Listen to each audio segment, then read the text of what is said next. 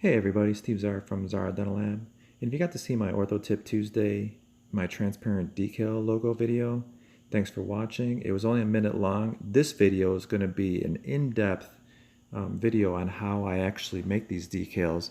There's a lot of information that I couldn't put in that 1 minute video, so be prepared. At the end of the video, I'm going to demonstrate what can go wrong if you do it wrong, what it's going to look like. So pay attention, get ready, and enjoy this video. And make sure you hit the subscribe button to see more orthodontic lab videos.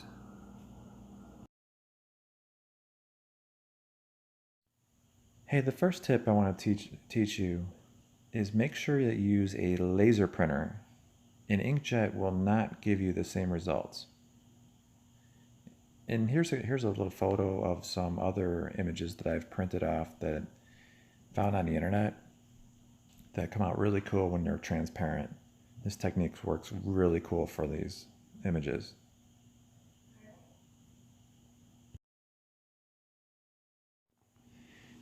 Your next tip that I want to let you know is you want to use the cheapest paper you can possibly find.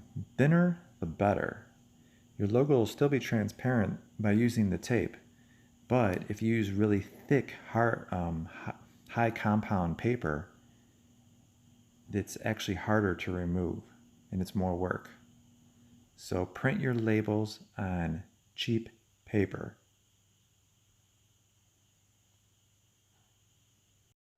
And on a side note, people are always asking me how I give so much to my videos for information about dental orthodontics and how can they repay me.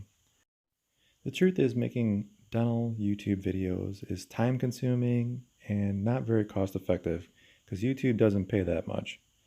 So a way to make money on YouTube is by having an affiliate link through Amazon. It's pretty simple how it works. All you have to do is click on the Amazon link in my description. And then what will happen is it'll direct you to the Amazon website where you can see this product. You can either purchase that product or not. It doesn't matter. It just matters that the link went to Amazon. Anything that you purchase within a 24-hour period, I will get credit for. Amazon will then pay me a very small percentage of everything that you purchased in that 24-hour period. And as a bonus for using the Amazon link, please send me an email and I will email you back a PDF that is going to give you my 5 top tips for landing new orthodontic lab accounts. This is my 20th year in the orthodontic lab business, owning a lab, and these tips are going to be so helpful for you to gain new clients. They're all like tricks of the trade that I've learned over the years from different methods. So hey, remember, if you're thinking about shopping on Amazon today, come back to this video and click on the link and really help me out. I totally appreciate it. And enough said, let's get back to this video.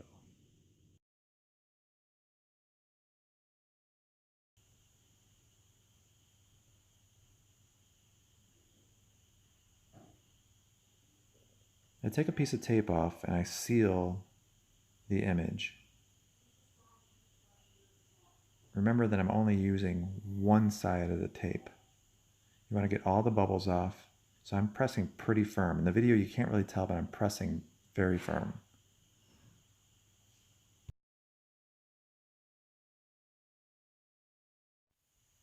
Next you want to cut out your decal.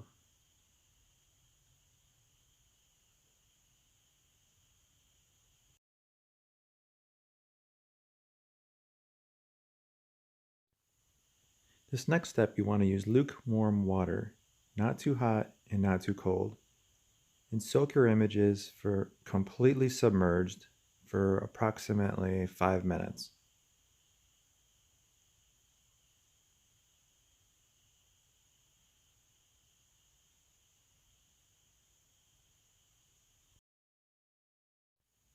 The next step is to remove the paper from the decal. And this is simply by just rubbing it off. The more that you rub off, the better your transparency will look on your decal. And it'll make your retainers look really cool. And I keep doing this by just adding water to it. This is sped up just a touch. It typically takes me about, 45 seconds to get a good clean decal.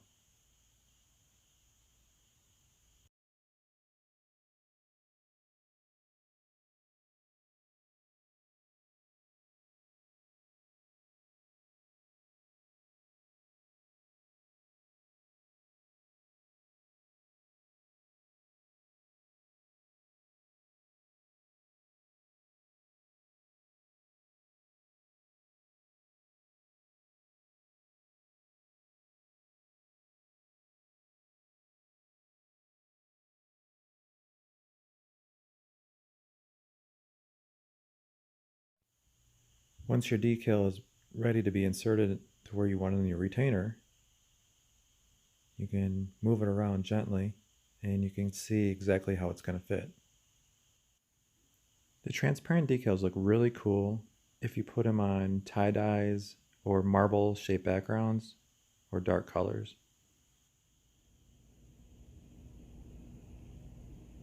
Now this is an important step. When I didn't show this in the Instagram, you need to take another piece of Scotch tape and put it on the back of your new decal when it's dried. This is going to prevent the monomer from touching the decal and ruining the ink. So go ahead and cut it out, the decal again, and place in your retainer. So in this type of retainer, I would trim out the acrylic and put clear monomer and polymer, covering the decal, putting it back in the pressure pot and finishing it. This is what happens if you don't remove enough of the white background. And in these two examples, this is what it looks like when you do everything correct. So hey, thanks for watching this video. I appreciate your support. Follow the Amazon link.